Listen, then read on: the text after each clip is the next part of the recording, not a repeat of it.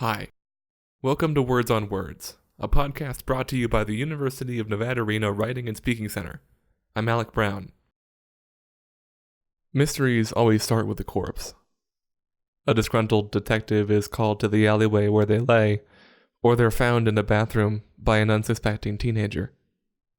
Then it's a one-way track of interrogating suspects before coming to the surprising yet inevitable conclusion that it was really Ann Jenkins who got uncharacteristically jealous. Case solved. I'm sorry, but there is no corpse in this one. What I found instead and need to confide in you about is a ghost. Something that's not quite here, but never really went away properly either. Some people believe it should stay. They invoke its name, try to pass bills, and sign petitions to keep the spirit bound here. Critics think it has no place in the modern world, floating about like it does. It waits in every classroom, every court building, every steel government structure. Like a kid in a white sheet with 2 holes punched in the head, it just looks and says nothing. I'm talking about Cursive. Everyone knows what it is or has learned it to some extent, but for everyone born into the 2000s, it's something that's taught for a few weeks and then entirely forgotten about. It's in a self-fulfilling loop. No one uses it, so no one teaches it. No one teaches it, so no one uses it. Let me read you a letter. This is from Gina Walsh to the Indianapolis Star. My German grandmother and German mother corresponded in the 1950s and 1960s using the old German script that was changed by Hitler in the 1940s. I have many of those letters, and have spent several years trying to get them read and translated. No one can read the old script. The generation that can read it has died. Therefore, some of my family history has been lost. If we do not teach cursive, this same scenario will happen to many others in future generations. They would not be able to read any of our historical documents or their personal family histories. I would not wish my plight on anyone. I can tell you how many research articles that have proven just how useful cursive is for the brain's development. I can list to you the percentages of increased reading comprehension in 3rd graders or the manual dexterity of kindergartners. There is such an enormity of conversation around the subject. It's a vortex difficult not to get sucked into if you truly look for it. One of the most strongly worded and maybe elitist articles I've ever seen is on this topic. It's called Nation of Adults That Write Like Children. Every teacher and school administrator has a different stance, and so does every school and administrator in every nation. There are so many more letters like this one, citing a potential or very real loss in history, the possibility that we may forget everything about our past. The truth is, unfortunately, cursive is gone anyway. I can't tell you what exactly drove me to start looking into this. Maybe it was the vague frustration I have with only learning it for a week before no one ever mentioned it again, or the slight shame I have whenever I write in my swirling, incomprehensible signature at the bottom of a receipt. Or maybe it was the sound. It's something that I'll never truly get out of my mind. There's something about cursive that's just so...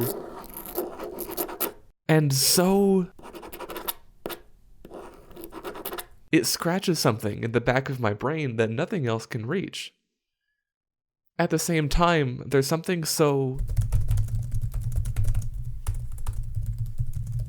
about typing. There's a different rhythm to it. It's dramatic. It's like a march across a battlefield, and hitting spacebar after every word is like the bass drums pulsing in the back line. Is cursive dead? Is it cold and lifeless? And if not, what is it? The short answer is, well, kind of. The answer is a little complicated. The thing is, there are 2 parts of cursive.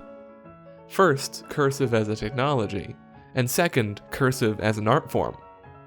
What happened, thanks to the typewriter, the computer, the credit card, and so many more inventions, is that it stopped being a technology. See, cursive used to be everywhere. If you lived in the 1900s for a good portion of your life, you would have had cursive lessons for several hours every day. It was its own individual grade, and you even had to compete against other students to see who had the best handwriting in certain schools. It was a pillar of discipline and learning, the symbol of a good student. We even had secretary schools specifically for handwriting as well as reading it, much like how the New York Tribune had a staff member whose sole job was to read Horace Greeley's handwriting. These secretaries would ultimately write down what their supervisors wanted to send to other people. And funnily enough, we still have that technology, but now we shout at computers instead of people to write our emails. Times have changed. While there's plenty of evidence to support that cursive encourages brain development, hand-eye coordination, and confidence, there is no evidence that tells us it's any faster or any more legible than typing. In a world of widely distributed information, I have the keyboard to thank for letting me walk into the library and read anything contained in the books there. If cursive was the way of the world, quite frankly, we wouldn't be where we are today. Schools have already phased it out of curriculums. Common Core doesn't support cursive education, standardized tests don't care about handwriting, and no one writes cursive on a daily basis when the keyboard is a more effective, more legible alternative. And soon, even credit card receipts won't need signatures anymore. The long and short of it is that cursive has lost its status as a technology. So what is it now? I have an afternoon class this semester on ancient Chinese civilization. It's in a big amphitheater-like classroom where the teacher stands at the bottom and shouts up at the rows of students seated above him. I usually take a seat at the back, the highest row. It lets me get in and out easier and avoid hustling to get up and down the stairs. And what I see from up there is about 50-50. That's about 50% of people using computers or laptops to take notes, and about 50% of people using journals or sketchbooks. And about half of the people on laptops do other things during class. I see people chatting with friends. I see one guy looking at GIFs of Alex Jones edited to look like Goku going Super Saiyan, and I see one guy playing Assassin's Creed. Some others use their time on the computer to help their learning. They look up maps of China when the teacher brings them up and paste them into their notes. I'm on the guilty side. I regularly chat with friends and work on other projects between taking notes on the lecture. When I have the power and the speed of the computer, it's like my mind can't do anything but use it all the time. It's like my daydreaming has become facilitated on a screen. I'm pulled in. And of those who use journals, only a small fraction use anything like cursive. It's either print or a mixture of print and cursive. It ultimately comes down to personal preference. Because now that cursive is no longer a technology, it remains as an art. It's undead in our society since so many people want it to persist as a technology. They keep it trapped like a ghost bound in the classrooms, drifting through the hallways and hiding beneath the desks. We have to remember that technology comes and goes. Do you know what Plato said about writing? If men learn this, it will implant forgetfulness in their souls. They will cease to exercise memory because they rely on that which is written, calling things to remembrance no longer from within themselves, but by means of external marks. What you have discovered is a recipe not for memory, but for reminder. And it is no true wisdom that you offer your disciples, but only its semblance. For by telling them of many things without teaching them, you will make them seem to know much, while for the most part they know nothing. And as men filled not with wisdom, but with the conceit of wisdom, they will be a burden to their fellows. And so did it go with the pigeon carrier, the telegraph, the typewriter, the cassette. It doesn't mean that these things are invalid or useless, no. They stay behind for those who love them for what they are, for the people in those secretary schools who loved the art and the expression of cursive, not because it was better than anything else. It didn't used to be about expression like it is now. It was about regularity, standardization, print and press. There are still some stone carving courses in some schools, and many writers prefer the mechanical and tactile typewriter for their work over the digital keyboard. Does it mean that these things should be mandatory? No. Does it mean that these things aren't important? Absolutely not. Cursive is now something gorgeous that's worshipped on social media platforms as a high art. You can easily find thousands of videos of people doing beautiful calligraphy, and audiences flock to these. It's transformed into something beautiful and expressive precisely because it's no longer a technology. In fact, the main problem of losing cursive as a technology is that it's happening too fast. One of the main arguments that cursive pundits make is that our national documents are in cursive, so it's vital that we teach students cursive so they can read them. Couple problems with this, of course, being that few people in education think that reading originals of 300-year-old documents that have already been transcribed into print 1,000 times is useful, and that many of those original documents, including the Declaration of Independence, were printed on Dunlap broadsides around town for the common civilian to read. Regardless, there is a legitimate issue. The problem is that the National Archives are sitting on about 15 billion pieces of paper, and 12 billion of those are written in cursive that very few know how to read anymore. You could hand 4 sheets of cursive script to every person in the United States, and there would still be some left to spare. The archives are enlisting an army of civilian translators to type out these documents, but it's a monumental project. The problem really is memory. We aren't just losing a medium like the stone tablet. We're losing a language, a way of reading. I keep a journal on me at all times. I write things I want to remember, or ideas I have for new stories. I pulled out a very old little book I filled out 2 years ago. It's barely bigger than my palm. The paper has gotten thin and soft like feathers. 2 small drops of water have stretched the ink into streaks and stained the paper yellow. And it's full. It's bursting with schedules and lists of tasks I wanted to finish, a nugget of an idea for another novel, inspirations written to some future self that never read or believed in them, notes on getting sound bites for Fruity Loop Studio that a friend of mine inherited from a free account that's been passed around between 5 people. Stop melting the moon, I'm not sure what that means.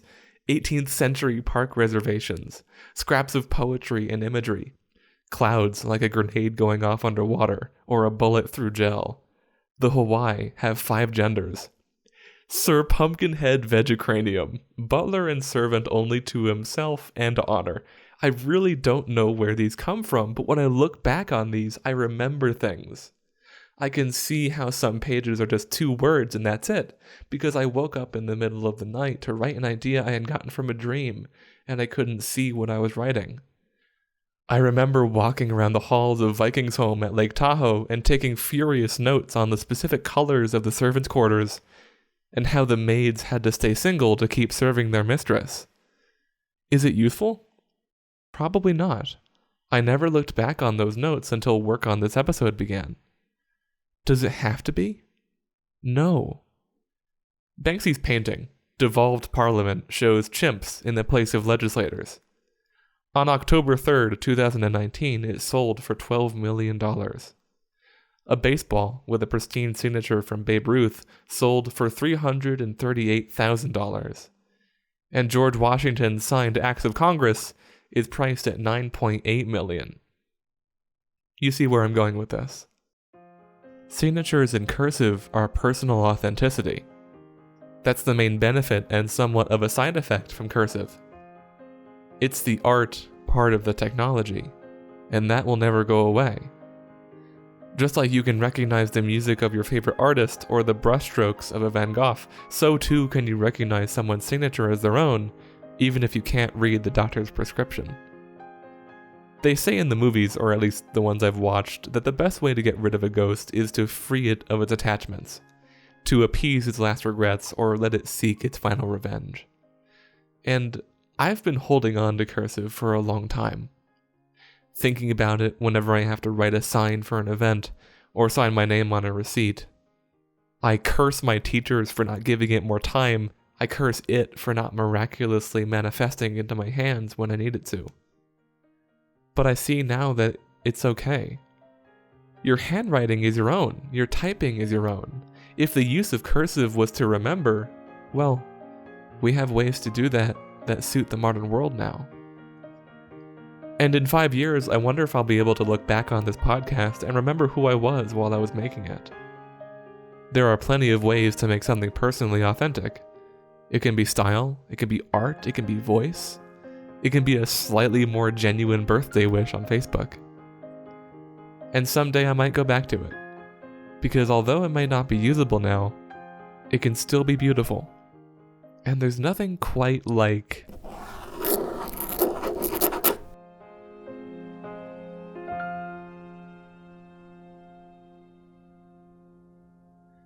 Thank you for listening. This podcast was made possible by the UNR Library. Thank you for all the work you do and for letting us students haunt those bookshelves at any time of day. I'll see you next time.